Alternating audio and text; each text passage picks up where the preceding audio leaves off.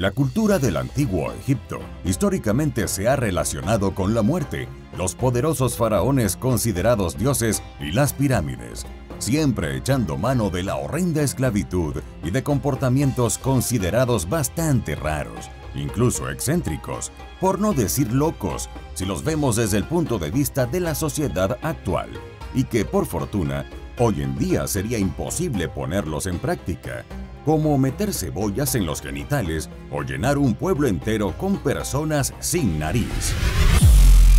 La impotencia masculina era considerada una maldición. La imposibilidad de tener hijos o mantener relaciones íntimas en el antiguo Egipto era un gran problema. Los egipcios reconocieron varias causas que podían detonar tal falta de líbido. De hecho, fueron la primera sociedad registrada, y ciertamente no la última, en culpar a los enemigos del impotente de su padecimiento, pues se creía que los hechizos mágicos lanzados por rivales del amor resultaban en impotencia para consumar el acto sexual. Una cura para la incómoda impotencia era aplastar los corazones de los cocodrilos bebés y frotar los restos en el pene flácido del paciente junto con una flor de loto. Pruebas de embarazo insólitas. Es un hecho que la medicina egipcia estaba muy adelantada a su época. Sin embargo, había algunas costumbres un tanto extrañas que, afortunadamente, ya no están vigentes. Por ejemplo, si eras una mujer del antiguo Egipto y sospechabas estar embarazada, te habrían introducido una cebolla en tu órgano genital. Si al amanecer tu aliento desprendía olor a cebolla, significaba que no estabas embarazada.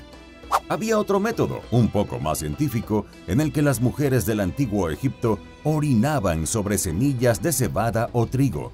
Las semillas que brotaban rápidamente indicaban un embarazo.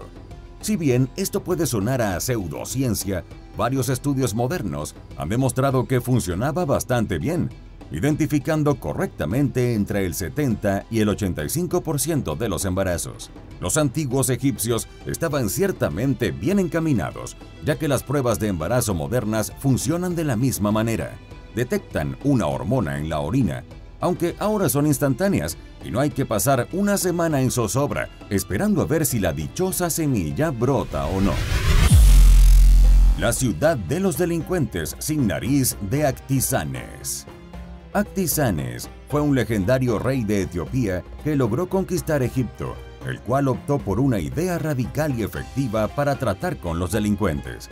Cualquier persona que cometiera un delito se le cortaría la nariz y posteriormente los enviarían a un pueblo que se llamó Rinocolura, ubicado en los confines de Egipto y Siria. Rinocolura era conocido como el pueblo de las narices cortadas. Sin lugar a duda, habría sido un lugar muy raro para visitar y suena como algo imposible de ver en la actualidad por lo grotesco de su concepto, siendo una ciudad poblada exclusivamente por delincuentes sin nariz, condenados a valerse por sí mismos en uno de los entornos más duros de Egipto. El agua estaba contaminada y se alimentaban a duras penas de la pesca y cazando algunas de las codornices que pasaban sobrevolando la ciudad. El misterio ha rodeado a esta ciudad durante siglos. Algunos historiadores defienden su existencia y hay otros que insisten en que se trata de un simple mito. Hay muchas pruebas que llevan a pensar que Rinocolura fue real, que fue levantada hace 3000 años, más concretamente en el año 1300 a.C. El problema es que todos los escritos que hablan de ella no son contemporáneos y datan de 1000 años después de su fundación. La necrofilia era común. La mayoría de la gente sabe que los antiguos egipcios practicaban la momificación, pero los embalsamadores que realizaban el proceso no siempre respetaban los cuerpos. El antiguo escritor Heródoto registró rumores de que al menos un embalsamador durmió con el cadáver de una hermosa mujer, lo que llevó a preocupaciones sobre las relaciones sexuales entre los embalsamadores y los cuerpos de mujeres famosas o particularmente atractivas. A la gente no le hacía gracia esa práctica, y si los colegas descubrían que un embalsamador estaba usando un cadáver con fines carnales, lo denunciaban. Según Heródoto, para protegerse contra la necrofilia, las familias no entregaban inmediatamente los cuerpos de las mujeres fallecidas que habían sido grandes bellezas. En su lugar, las familias esperaban unos días para que el cadáver se descompusiera un poco y fuese, digamos, un poco menos deseable. Los ricos no tenían pelo. Aunque es difícil de creer, únicamente la población pobre del antiguo Egipto tenía cabello, y la razón es una sola: los piojos. Esto se debía a que gran parte de la población tenía esos molestos parásitos en su cabello. Por ende, la forma más rápida y sencilla de librarse de ellos, o en su defecto, evitar atraerlos, era raparse la cabeza. No obstante, esto no les impedía a muchos nobles utilizar pelucas elaboradas con pelo humano, lo que representaba una oportunidad de negocio para los pobres, quienes se dejaban el cabello largo para luego cortarlo y venderlo. Una manera interesante de mejorar una economía que estaba bastante disminuida por la opresión faraónica. Los delitos sexuales podían condenarte a la muerte. Evidentemente, existieron relaciones extramatrimoniales en el antiguo Egipto. No obstante, esto no quiere decir que eran bien vistas. De hecho, los castigos por tales faltas eran bastante drásticos.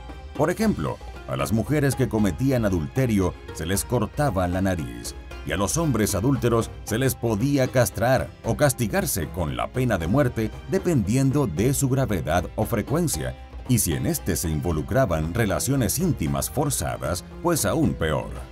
Cabe decir que es irónica y particular la moral sexual del antiguo Egipto, pues perdonaban la necrofilia, o sea, las relaciones íntimas con cadáveres, y además organizaban grandes fiestas orgiásticas para promover la fertilidad. Sacrificios humanos durante el entierro de un faraón. Se cree que los sacrificios humanos en el antiguo Egipto eran necesarios durante el entierro del faraón. Pero, ¿para qué?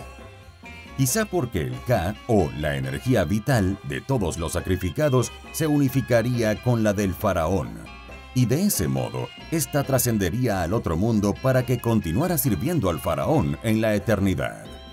Pero puede existir una razón mucho más práctica, por decirlo así, y es que el motivo pudo ser meramente simbólico. Las estelas erigidas junto a sus tumbas identificaban a los difuntos sacrificados, mostrando las herramientas propias de sus oficios en vida, alfareros, pintores o marineros, mostrando así que partirían junto al faraón al otro mundo para continuar con dichos oficios por los cuales fueron elegidos, es decir, que seguirían siendo súbditos del faraón, incluso después de muertos.